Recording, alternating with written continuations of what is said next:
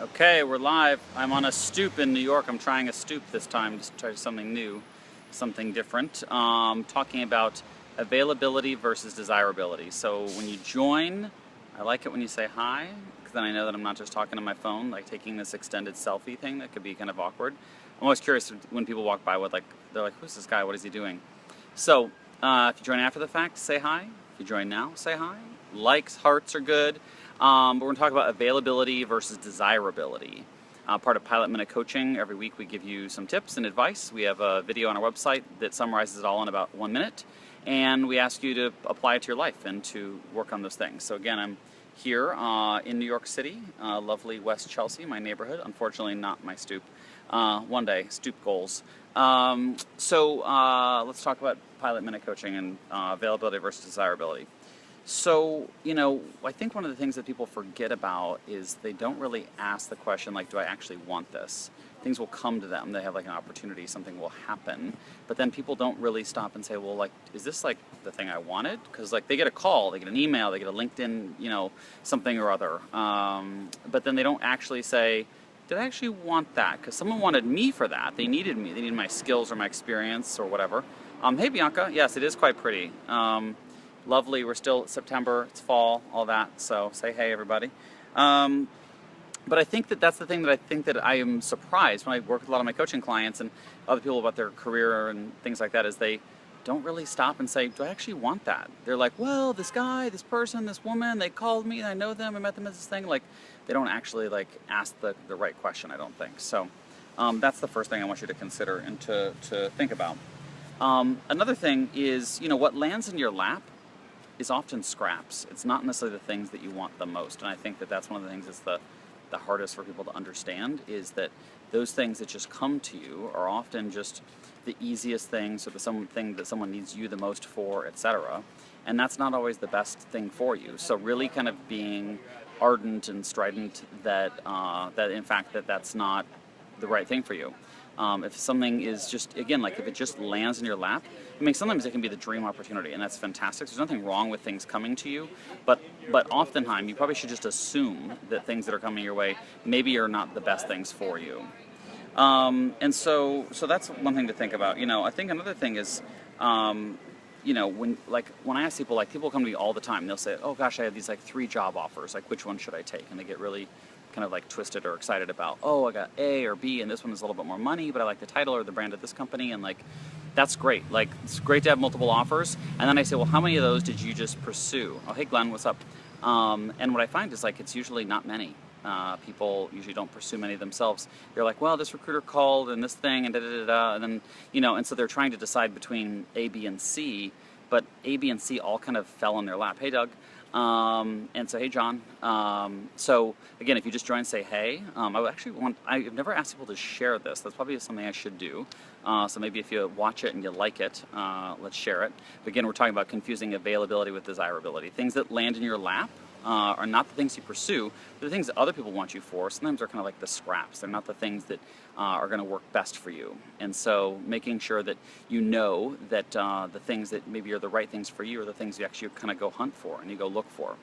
So again, people will say, oh gosh, I picked this job offer, that job or whatever. Well, I'm like, okay, if the only choice is between these 2 or 3 out of the billions of jobs in the world, okay, let's look at those. But then I say, like, if you could have any job, would it be any of these? And almost the answer is never. They say, I would want to do something entirely different. I'd want to do something with like different people. I'd want to do something in a different market. I'd want to do something, for a different brand or a different function or field or for in a better role, more senior, whatever it may be. And so it's like always a good thing to stop and say, like, is this in fact the thing that like I, really want to pursue and I really want to do? Hey, Rachel.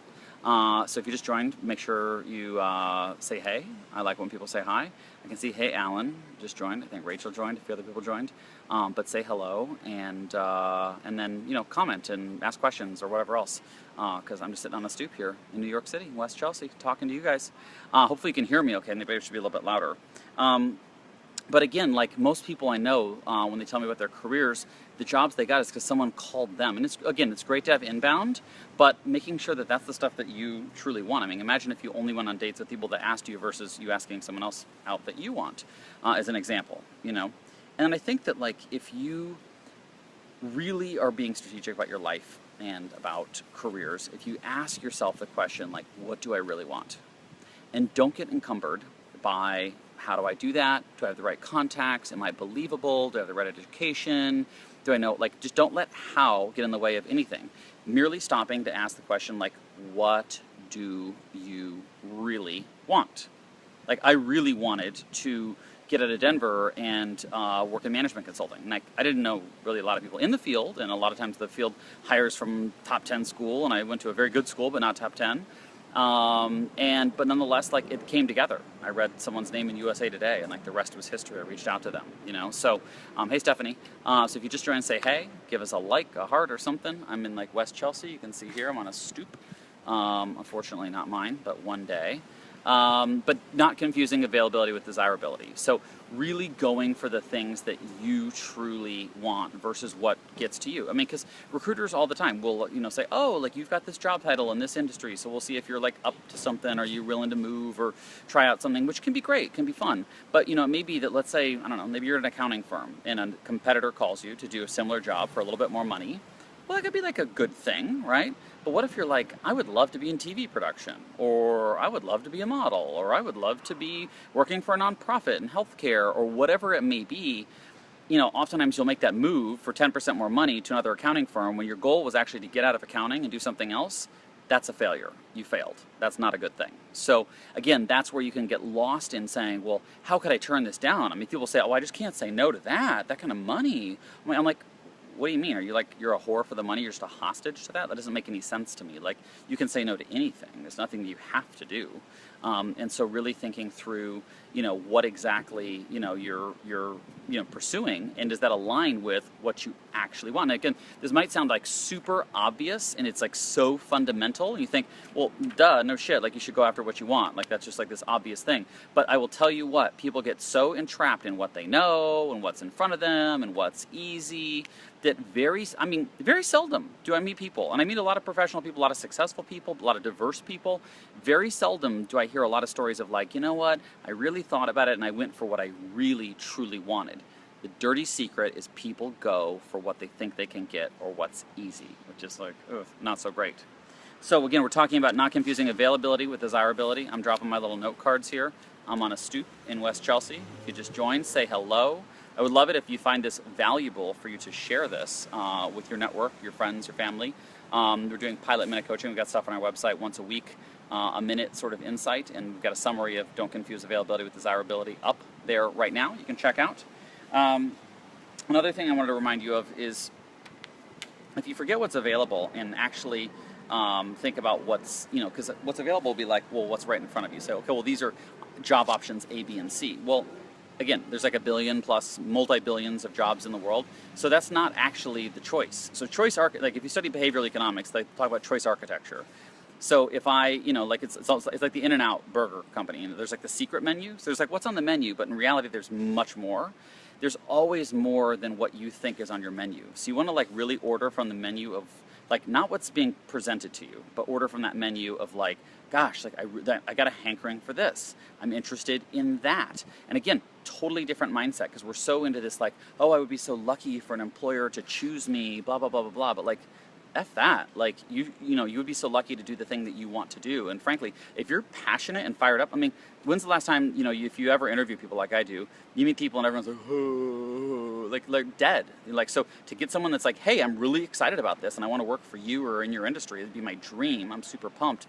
I mean, that's just like fantastic. So know that like that's actually special to have someone that says that they really want to like do something. In terms of like, you know, hunting though, the thing I have to like warn you is it's hard. There's a lot of unknowns, a lot of uncertainty. You have to figure a lot of things out. There's Rachel saying, create your own luck. Amen to that. So like, if, you know, when I wanted to get into consulting, it wasn't like there was a clear like exit ramp off the interstate that said, hey, consulting, exit 44. Like, I had to figure out like, how do you get hired? How do you package yourself? How do you network? Which firm? What should I expect? Which city? Like, what's my approach? Hey, Mark. So like that, you know, like, again, like thinking very broadly about, what you want also then brings up a lot of uncertainty and unknown. And so you have to like be very kind of like entrepreneurial and making a lot of decisions, like figuring it out, just asking, Googling, posting something on Facebook, getting a mentor, like calling someone up, you'd be amazed. If you just freaking cold called places and just like talk to people about what you wanted to do, I would bet you that your success would actually be pretty high if you just actually called and said, hey, I'm really curious. And they'd say, oh, come for lunch, come by for a tour, check this out. Like, you'd be surprised how few people do that, and how, again, people are interested in others that are interested in what they're up to. And that kind of passion and alignment, that mission alignment, and that fit can be very hard for organizations to find. Is this better angle? I can't tell. So like you have to cut through that uncertainty, and you have to cut through, the like, I don't know how, and I don't know who, and I don't know when, and I don't know where. Like, so what? Like, there's a lot of things in my life that I haven't known how I'm going to do, but I get help all the time. Like, I don't know how Pilot is always going to be, like growing and figuring out the next thing, but like somehow it just happens because it comes along, or I get advice, or someone shows up, and like the whole thing just kind of works. And that's because I kind of put myself out there, and I'm like on the court and I'm playing. And again, I'm like clear that like what do I don't want Pilot. Like people are like, oh, like you could be some like recruiting company and be like a recruiting platform. And I think, no, I don't want to be a recruiter, and I don't want to do that because that's not my vision or goal. There's a gazillion of those out there. A lot of money is like, probably wouldn't be successful in that.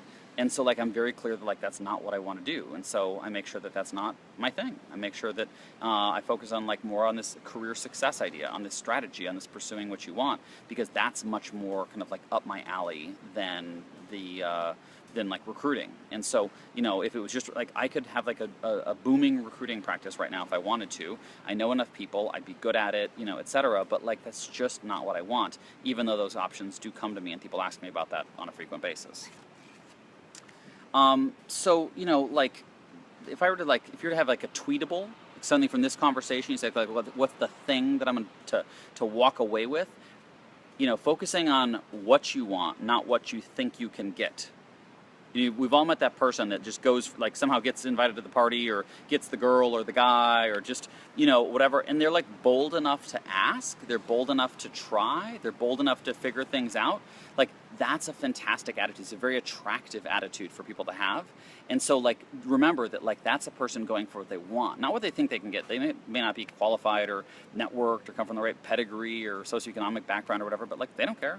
They just show up and they do it anyway. And, like, that's the kind of, like, fantastic part about all of it. It's just that kind of willingness to just completely go for something. So, again, if you're in that place of weighing your options, what's your next move after this job, or what are you going to do to take your career? There may be a project internally you're being considered for, and you think about it, and you're like, that project sucks. Like, I don't want anything to do with it. It's not going to be successful, or it's boring.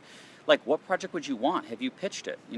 Half the time there's companies that like all the time will let you pitch your own initiative. I mean, you say, hey, like I've got some different ideas about how we might want to grow in this community or in this market, or I'd like to test this, or I'd like to be our expert on Salesforce.com, or I'd like to help us with our pro bono offering, or I'd like us to figure out our social media marketing.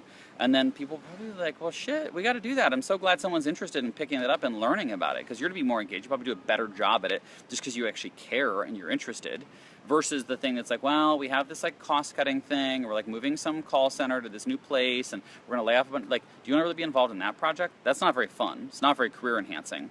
So again, focusing on what you want and just raising your hand, asking for it, going for it, and not confusing what's kind of landed in your lap, or what you think you can get, or what's right in front of you. So again, check out Pilot Minute Coaching. Would love your comments, your thoughts, and actually share this. That's my ask.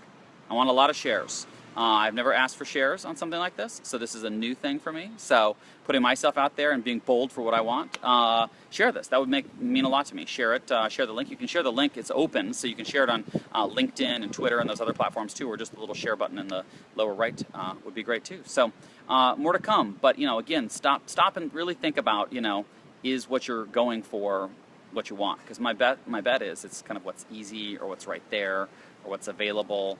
And that's not going to leapfrog you forward. It's not going to give you intense joy and pleasure. I'm not going to just about money or type A or title or those rank, those sort of things. It may just be simply thinking about like ultimately what's going to provide you like joy and ease and comfort and satisfaction. And a lot of times when you think about what's a great life, it's having those things. It's not just the money or things. And in fact, sometimes the money will make you more miserable because you're kind of sold out for something like that. So, think through that. Work through that, and more next week. But have a great week, everyone. Bye from Chelsea.